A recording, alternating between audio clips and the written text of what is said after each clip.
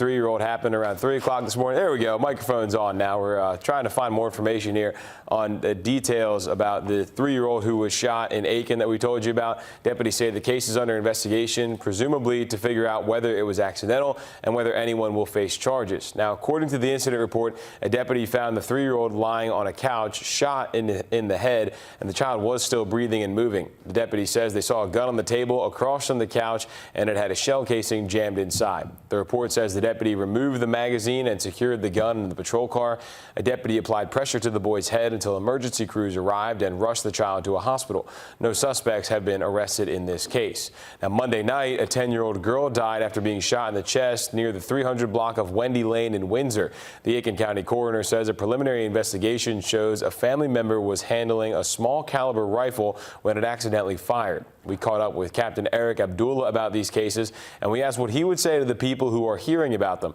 He said exposure to guns in the county isn't uncommon, and he did have some advice. I can only provide a way of doing it. For an example, using a gun safe. Only you have the combination or access to the keys to it, or even gun locks. But also educate your children about firearms if you're a responsible gun owner. An autopsy will take place in Newberry, and so far no arrests have been made.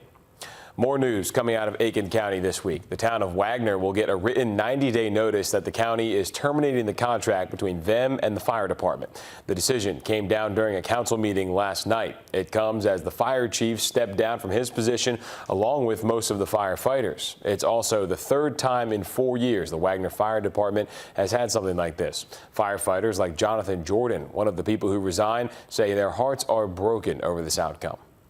I hate that it's come down to this, to us leaving the department, but we felt the only way that our voices will be heard and a change will happen is if the citizens of the Wagner doesn't have fire protection. I mean, we hate it more than anybody. I mean, we love serving, we love doing it, and most of us will continue doing it at a different department because we still will be covering their district. Leaders say this was in order to protect the current public health and safety, and this decision was not made lightly. They add neighboring fire departments will take care of coverage if it makes sense for them to do so. The responsibility falls onto stations in New Holland, Sally, Hollow Creek, and Couchton. Another update out of Aiken County regarding a countywide burn ban. That was supposed to be discussed yesterday at the Aiken County Council meeting. It was in effect until yesterday, the 19th. It was not renewed during that meeting, so it expired just before midnight last night. Also last night, people living in North Augusta heard updates about Hurricane Helene recovery efforts. The mayor says 11 miles of the 25 miles of city roads are cleared. The city's goal is to have all city-controlled roads, parks, and the Greenway open by January. I'm just very thankful for our citizens' patience, their resilience, their positive attitude. It really helps, and we're going to get there. We're making progress, and just stay with us a little bit longer, but we are going to get all this debris picked up. Leaders say you can drop off debris at the Barden C&D landfill. This landfill is just for people who live in Aiken County. And there are a couple missing person cases in Augusta, or in the CSRA, we want to tell you about here. Orangeburg County deputies are looking for this woman on your screen, Deandra Duxon. Her family says she was last seen November 9th. Deputies say the family checked into a local hotel to see if she was there, but no luck. If you see her, call the communications center. That's 803-534-3550 right there on your screen. And Grovetown officers need your help finding 17-year-old Kentavian Brown, who was last seen at his home on Redford Drive Saturday afternoon. Officers say he had on a black hoodie and blue jeans, so give the police department a call if you see him or know where he may be.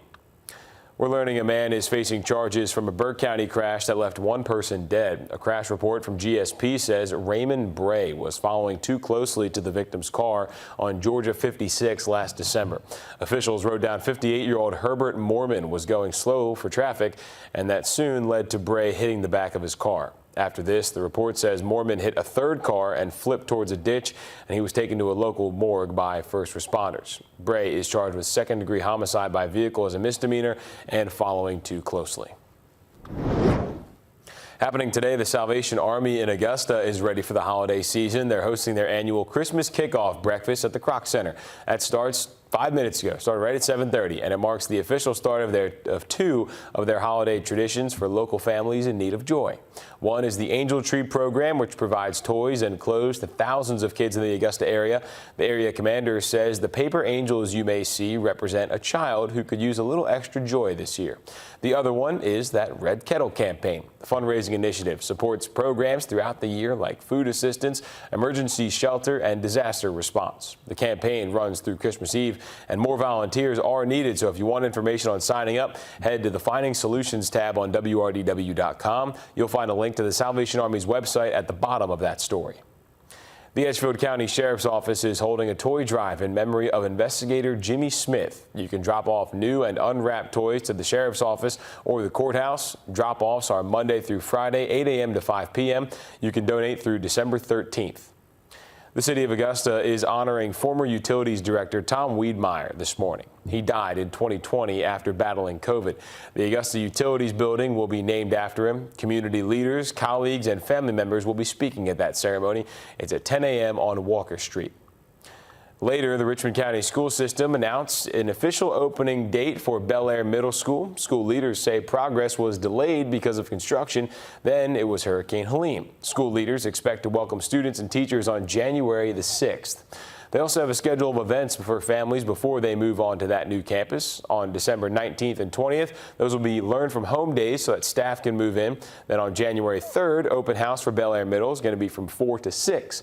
And when schools return from winter break on the 6th, the new school will open.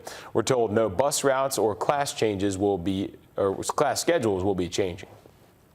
That's it for the news side of things this morning. Let's send it over now to First Alert meteorologist Tim Strong for a check at the weather. All right, thank you, Nick. We're still tracking what's left of some rain from very early this morning. It's beginning to dwindle out a little bit more east and south of Athens, kind of headed towards Tolliver, Wilkes County. This is where most of the rain has really kind of stayed tracking a little bit more into our northern counties, like Crawfordville to Washington. That's going to cross the lake within the hour as well. We've dealt with a little bit of some light rain in the metro, but dense fog certainly along I-20 between Atlanta, Augusta, all the way to Columbia has been a little bit of an issue. About 5 to 10 miles of visibility. Anytime you see a 10, that's perfect. Not so much of an issue. Drop to about that 3-4 mile range here in the metro, and we've got a little bit of a problem. Once this front moves through later on today, behind it, we're going to see a big temp change. It's going to get much colder, but also very windy. This is a lake wind advisory, not yet in effect. That'll go into effect 7 p.m. tonight until Thursday night at 7 p.m. And what we're looking at is potential wind gusts between 25 and 30 miles per hour through tomorrow afternoon. It slows up a little bit overnight into early Friday, but even Friday is still a pretty windy outlook here with winds gusting 20 plus.